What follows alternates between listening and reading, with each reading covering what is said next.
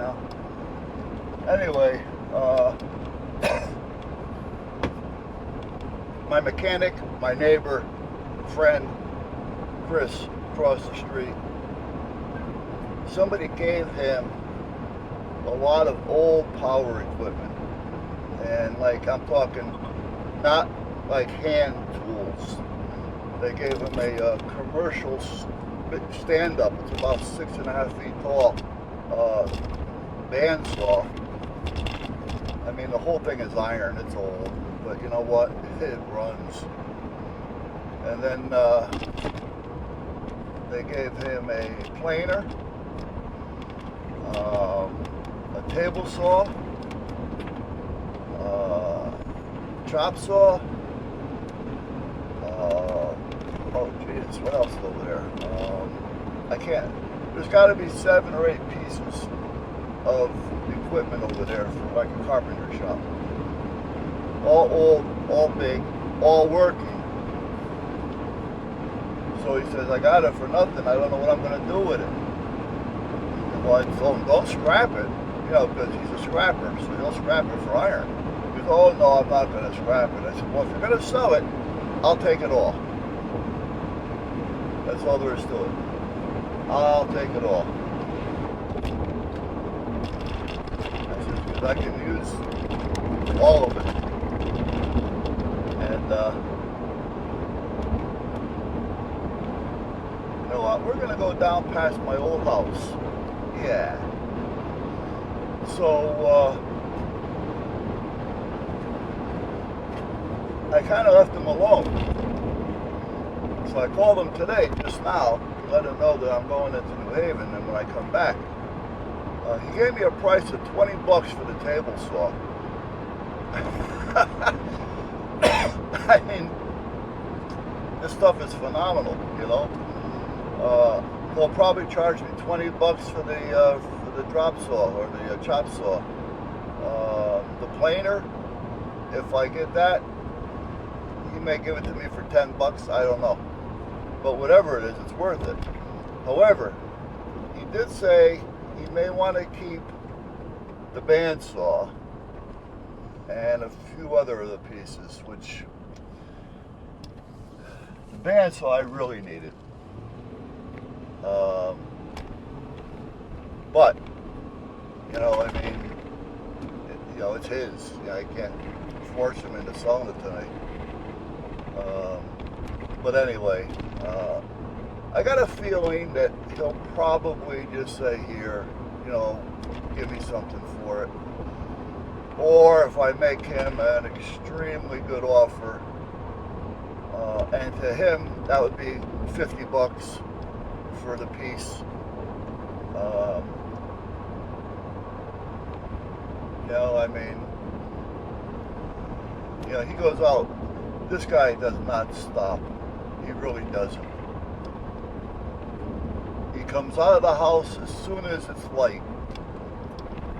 And he doesn't go back into the house until it's dark. Winter and summer. He's outside, laying on his back, under cars. If he's not cutting lawns for his neighbors or his friends or his cousins. Now, he does charge when he cuts lawns. Except for 2 of them, he doesn't charge them. But if he's not doing that, he's plowing the driveways out in the wintertime. I mean, he's just a go-getter, you know. He works for his money. That's all there is to it, you know. I mean, and he works hard for a little. So, I mean, every time he does something for me, he'll say, all right, don't worry about it. No, Chris, no, time out. So it depends. You know, like an oil change. He'll say, give me $5. And forget, Chris, here's 20. You know, it's that type of thing. Come on, you're saving me. You know? And what you're doing for me is worth more than 5. He says, give me $40, which he had said that a few times, you know, and he worked his ass off for that $40. I'd give him 60, sometimes 80. I want him to know I appreciate it. And he's not going up, to say, oh, okay, he'll spend. Look at that old Lincoln over there. Damn, an old two-door. What is that? Maybe a 60. It's on my right side. All right, this is where we used to live. We built a house up here on the lake. I see they fenced in the lake. This was never fenced in. The lake is on my right. And it's hard to see right now. All right, we were gonna take one of these houses when they were building it, but we figured our insurance was gonna be too high because we're right on the lake. And there's really no swimming in that lake, so, Now this, I never even seen all this. This is all new to the left. But this lake on the right used to be called the Lake Eubinger. It was a Boy Scout camp. And then after a while, I don't know what happened, but the Boy Scouts lost it. For what reason, I don't know. Probably some asshole came into office and decided they want to charge a tax on it or something. Who knows?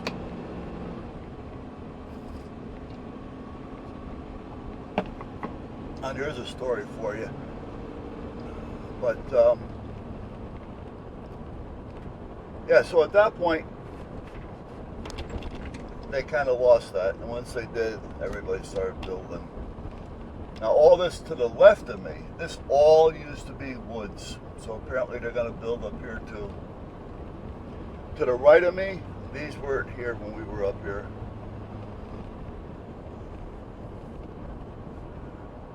Right here is where it started. This used to be a big pig farm up here. And if I remember to tell you the story about the mayor, well, both of them were crooks, but they tore this house down. Used to be a house there. Oh, they're building in there too. All right, here's where we used to live. You're not going to be able to see it, I don't think. We sold this house, I don't know, 15, right here on the left.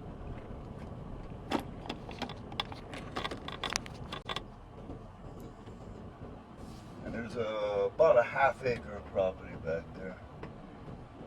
We built that house.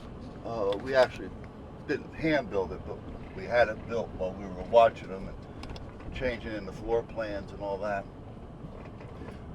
Back in 93, I think. So we sold it in 2000.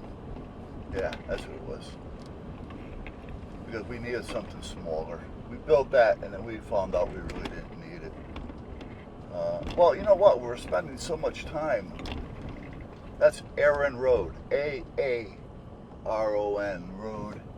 In East, E-A-S-T, Haven, Haven, Connecticut. And the address was 22.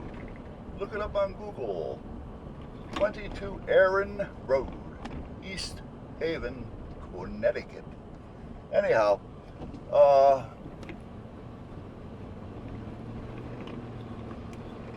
we were on the boat so much that when we did go home, we didn't feel comfortable there. In this big house.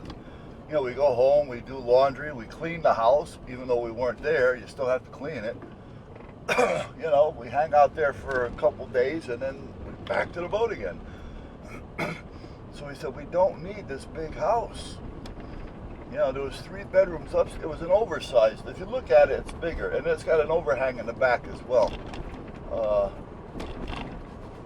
the whole house on the second floor, the second level, of a raised ranch. The whole second level jots out. Well, we wanted 3 feet, but we got 26 inches. So on front and back. So we ended up with about 5 feet of extension at that point. Excuse me. I'm going to turn here, only because if I don't, it's going to be harder to get out down if I went straight.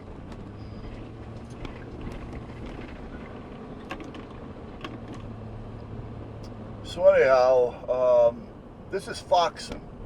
Foxen is a part of East Haven, or they call it Staven. And we used to have a motorcycle club here called the Slumlords. Slumlords. They were all actually pretty good guys. They all owned property, but they called themselves the Slumlords. Slumlords. And over here on the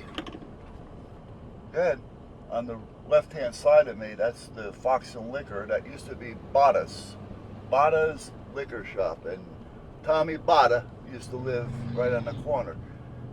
The Domino's, which is closed down, that used to be Yulo's. And if I went straight, Foxen Park Soda Company, and they do all their soda out of a spring, which comes out of the wall right there. So this used to be 2 lanes, not 4, 2. That's Ernie's Sunoco, or yeah. This used to be Foxen. Well, boy, they redid that whole thing. Wow. See, I would have, oh, they put a light up down here. Oh, okay. If I had gone straight, I would have came out down here, but there was no light here when I was down here last, so. So now we're going, we went through Foxen basically. Now we're separating between Foxen and New Haven. This is kind of like New Haven, but behind me about 50 or 80 feet, there's the Foxen town line, or the East Haven town line. So we're in New Haven now. Now if I go a quarter of a mile to the left, then we're in Fairhaven and the Fairhaven Heights. So this little corner is like a little 3-way or a 4-way corner. If I go to the right of me, a quarter of a mile, I'm in North Haven.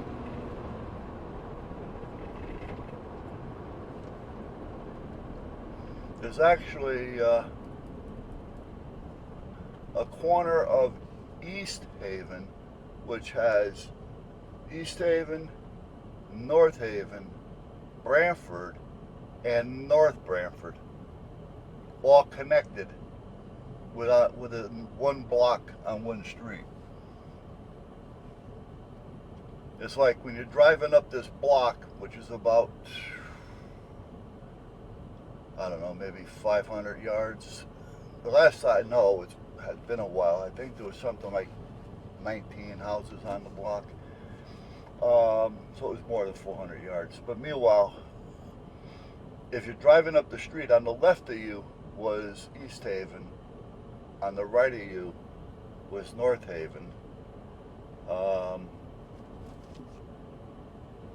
let me reverse that. If you're driving up the block, you were Branford, North Branford, and as you get halfway up the block, it changed to East Haven and North Haven. So on that one street, depending on what side you lived on and how far up or down you went, would depend on what town you live in.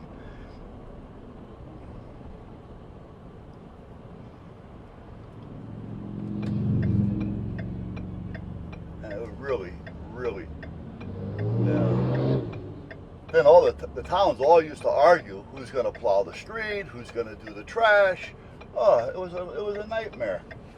You know, this one doesn't want to pay that one to do it. That one doesn't want to do it until he gets paid to do it. The people who lived there, they went through hell for a while. The trash wasn't getting picked up because, oh, we thought they were picking it up. You know, it was just excuses. You know, if they can save 2 weeks of pickup, you know, by blaming it on somebody else, next thing you know, they got 4 weeks. And then 6 weeks. Oh, well, we thought North Haven was doing it. Oh, we thought North Branford. Oh, we thought Branford. Oh, okay, well, we'll do it. Now, meanwhile, you got 8 weeks worth of trash in your yard. You know, and they were all doing it the same way.